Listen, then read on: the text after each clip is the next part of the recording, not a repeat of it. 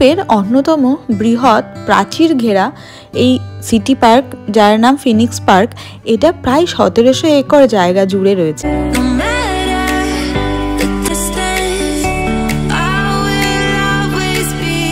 মানুষেরা এই হরিণগুলোর কোনো রকমেই যেহেতু ক্ষতি করে না, সেই জন্য এই হরিণগুলোও সাধারণ মানুষের কাছাকাছি আসতেও খুব একটা ভয় পায় না।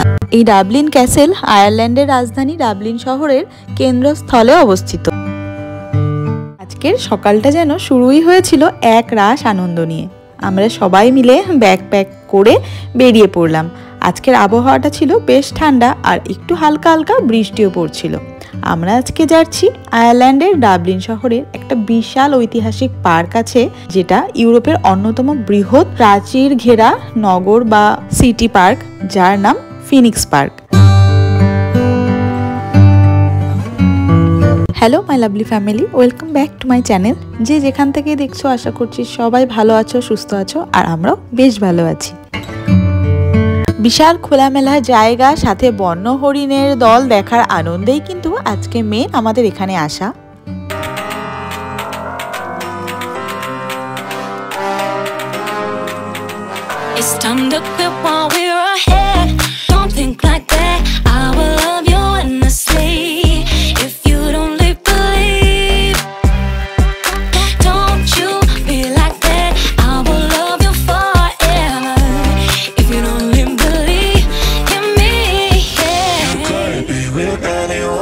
গাড়িতে করে পার্কে ঢোকার সময়তেই চোখে পড়লো বিশাল সবুজ মাঠ, আর একটু ভেতরের দিকে তাকাতেই চোখে পড়লো দূরে এক ঝাঁক হরিণ।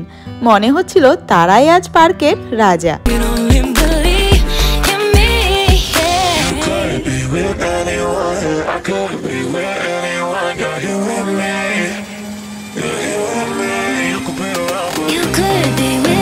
আজকের আবহাওয়াটা একটু বেশিই ঠান্ডা, তার সাথে একটু বৃষ্টিও হয়েছে, সেই জন্য আজকের টেম্পারেচারটা একটু কম আছে এখন। সেই জন্য গাড়ি থেকে নামার পরেই ঠান্ডাটা যেন একটু বেশি পরিমাণে লাগছে, সাথে রয়েছে ঝোড়ো হাওয়া, আর সেই জন্যই হাতটা যেন একদম ঠান্ডাতে জুড়িয়ে যাচ্ছে।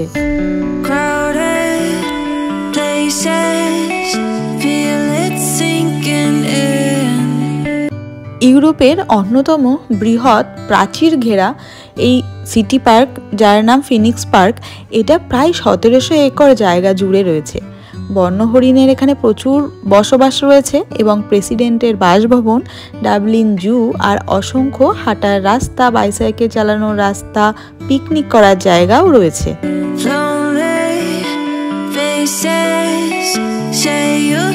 এই পার্কটি প্রতিষ্ঠিত হয়েছিল 1662 সালে ইংল্যান্ডের রাজা দ্বিতীয় চার্লসের শাসনামলে। এটি মূলত রাজকীয় হরিণ শিকার ক্ষেত্র ছিল। তারপরে 1745 সালে জনগণের জন্য এটাকে উন্মুক্ত করে দেওয়া হয়। তারপরেই মানুষেরা বিশ্রামের জন্য, বিনোদনের জন্য, প্রকৃতির সংস্পর্শে আসার জন্য এটা একটা জনপ্রিয় স্থান হয়ে ওঠে।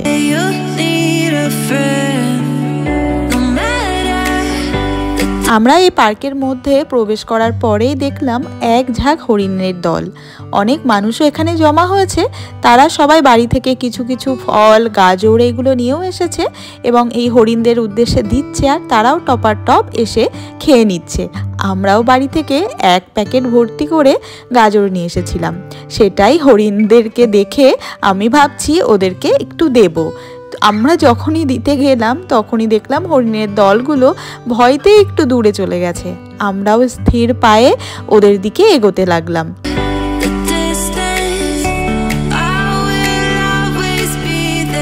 ওদের শান্ত চোখের দিকে তাকিয়ে মনে হচ্ছিল আমরা যেন একদম প্রকৃতির খুব কাছাকাছি চলে এসেছি।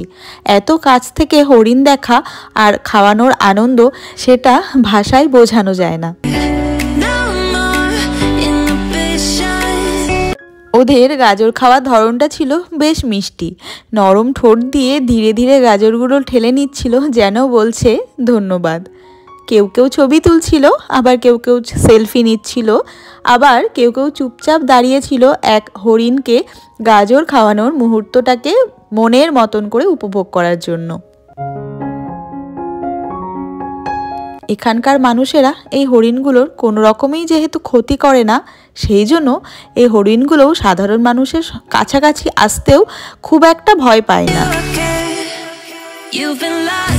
এখানে আসার পর দেখার পর বুঝলাম সাধারণ মানুষ আর এই বন্য পশুদের সাথে এই বিশ্বাস কতটা অটুট, যে একে অপরকে কি সুন্দরভাবে বিশ্বাস করে ফেলে।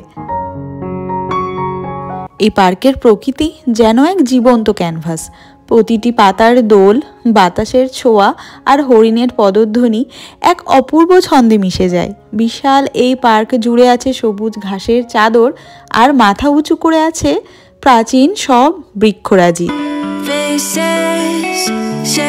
আজ এই ফিনিক্স পার্কের হরিণের সাথে মিষ্টি আলাপের পর আমরা এখন যাচ্ছি ডাবলিনের অন্যতম একটা ঐতিহাসিক জায়গায়, যার নাম ডাবলিন ক্যাসেল। এই ডাবলিন ক্যাসেল আয়ারল্যান্ডের রাজধানী ডাবলিন শহরের কেন্দ্রস্থলে অবস্থিত। এটি এক ঐতিহাসিক প্রাসাদ আর সরকারি ভবনও বলা চলে। 1300 শতকে ইংরেজদের শাসনাকালে এটি দুর্গ হিসেবে তৈরি করা হয়েছিল। একসময় ইংল্যান্ডের রাজাদের আয়ারল্যান্ডের প্রতিনিধিদের সরকারি বাসভবন হিসেবে এখানে ব্যবহৃত হতো, কিন্তু বর্তমানে এটি রাষ্ট্রপতির অনুষ্ঠান বা সরকারি সংবর্ধনা এবং রাষ্ট্রীয় সম্মেলনের জন্য ব্যবহৃত হয়। ডাবলিন ক্যাসেলের একদম পেছনের এই ডাবলিন ক্যাসেল গার্ডেনটা বেশ সুন্দর। সবুজ চাদরে মোড়া গোলাকৃতির নকশা রয়েছে, যার মাঝখানে রয়েছে ব্রোঞ্জ নির্মিত একটা শিল্পকর্ম। এই পার্কের মাঝখানে অনেক কটা সিটিং জোন রয়েছে, যেইখানে বসে অনেকটা সময় কাটানোও যায়। আর এখানে ইট বাঁধানো পায়ে হাঁটার রাস্তাগুলো খুব সুন্দর করে এই গার্ডেনের সৌন্দর্যটাকে বাড়িয়ে তোলে। বিভিন্ন ঋতুভেদে এইখানে প্রচুর পরিমাণে নানান ফুলও ফুটে থাকে।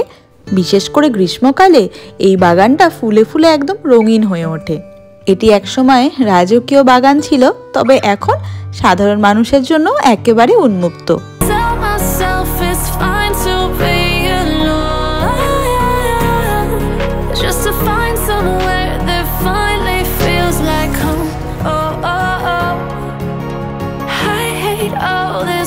সকালে ফিনিক্স পার্ক ঘুরে ডাবলিন ক্যাসেলে আসার পর পেয়েছে খুবই খিদে।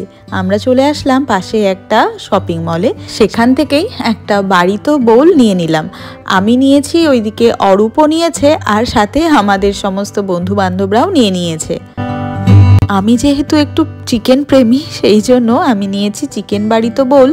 সাথে দিয়েছে রাইস একটুখানি, আর অনেক রকম স্যালাড আর গুয়াকামোলি। অনেকক্ষণ খিদের পর সুন্দর এই খাবারটা খেয়ে মন শান্তি করে আমরা এখন যাব বাড়ির উদ্দেশ্যে।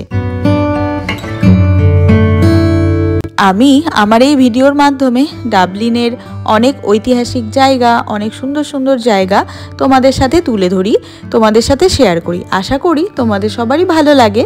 তবে তোমাদের ভালো লাগা খারাপ লাগাটা কমেন্টস করে জানালে আমারও কিন্তু বেশ ভালো লাগে। তাই তো আজকের ভিডিওটা যদি একটু ভালো লেগে থাকে লাইক করতে একদম ভুলো না। যারা নতুন এখনো পর্যন্ত চ্যানেলটাকে সাবস্ক্রাইব করোনি, প্লিজ আমার চ্যানেলটাকে সাবস্ক্রাইব করে পাশে থেকো। চলো টাটা, আবার দেখা হচ্ছে নতুন কোনো ব্লগে।